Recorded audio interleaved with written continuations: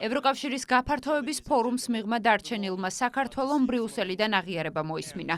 ქართული ოცნების ხელისუფლების კრიტიკის პარალელურად გაფართოების საკითხებში ევროკომისარმა ღიად განაცხადა, რომ ევროკავშირის საქართველოში სამოქალაქო საზოგადოების დასაფინანსებლად ფარულ გზებს ეძებს. საქართველოში სამოქალაქო საზოგადოების მხარდაჭერას რაც შეეხება, მიუხედავად იმისა, რომ ახლა ეს რთულია, რადგან მთავრობა ძალიან ყურადღებით აკვირდება თუ ვის მივცემთ ფულს, ფინანსური დახმარება გაორმაგდა და იქნება კიდევ უფრო მეტი. ჩვენ ახლა ვეძებთ გზებს თუ როგორ გადავცეთ მათ ფული ისე, რომ არ დავაზარალოთ ისინი. მარტაკოსმა აღიარა, რომ საქართველოს ხელისუფლებას ბრიუსელიდან მომდინარე დაფინანსებასთან დაკავშირებით ობიექტური კითხვები ჰქონდა, რის შემდეგაც ქართული მხარე ევრობიუროკრატების ორმაგ სტანდარტზე კიდევ ერთხელ ალაპარაკდა. ეს არის სკანდალური განცხადება, ვინაიდან ევროკომისარი პირდაპირ აღიარებს, რომ თურმე ეძებენ კანონის გვერდისავლის გზებს, რათა მოხდეს დაფინანსება არა სამოქალაქო საზოგადოების სინამდვილეში, არამედ აგენტურული ქსელის. პირდაპირ გვეუბნებიან, რომ მათ სურთ ყველაფრის გვერდის და კანონის გვერდისავლით დააფინანსონ NGO სექტორი, ასევე შეგახსენებთ NGO სექტორის ძირითად საქმიანობას, ეს არის საქმიანობა სიძულვილის, არეულობის და გადატრიალების მცდელობის ორგანიზება. ბრიუსელის უსამართლო მიდგომებზე საქართველოს ხელისუფლება ღიად საუბრობს, თუმცა ოპოზიცია ბრალდების ისრების გადატანას კვლავ მმართველი გუნდისკენ ცდილობს.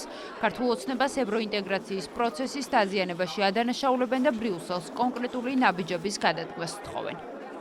უზომი მოსვლა არის სიკეთე, რომელთაც სარგებლობდა საქართველოს მოსახლეობის საკმაოდ მოზრდილი ნაწილი და ის იყო ძალიან მნიშვნელოვანი ჩვენი ქვეყნის მოქალაქეების პირვანიშვილის ეს პოლიტიკა ამ ხრივაც იყო ძალიან საშიში, ჩვენ მუშაობდით და რა თქმა უნდა ეხაც მუშაობთ, რომ ეს შეზღუდვა არ შეეხოს საქართველოს მოქალაქეებს. თავად ოცნება არ უტოვებს სხვა გზას და საშუალებას ჩვენს ევროპელ პარტნიორებს, რომ ასეთ უკიდურეს ზონებზე დაიწყონ მსჯელობა, მაგრამ თავარია ჩვენ რას ვაკეთებთ, როგორ ვპასუხობთ ამ გამოწვევას.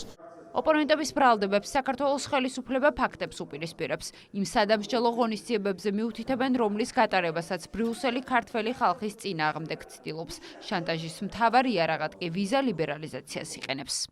ეს კიდევ ერთხელ ადასტურებს იმ კომიკურ სიტუაციას, რა კომიკური სიტუაციაც არის შექმნილი ვითომთ და საქართველოს მიერ შეწყვეტილ ევროინტეგრაციის პროცესზე. იგონებენ რაღაც კონკრეტულ წესებს, რომ ჩვენ ქვეყანას მოსთხოვონ პასუხი, ჩვენ ხალხზე მოახდინონ ზეწოლა და მოითხოვონ პასუხი იმისა, თუ რატომ სურთ ქართველებს ისევ ხელისუფლებაში ქართული ოცნება. არა მხოლოდ საქართველოს აქვს ევროპაში ინტერესები, ევროპასაც აქვს.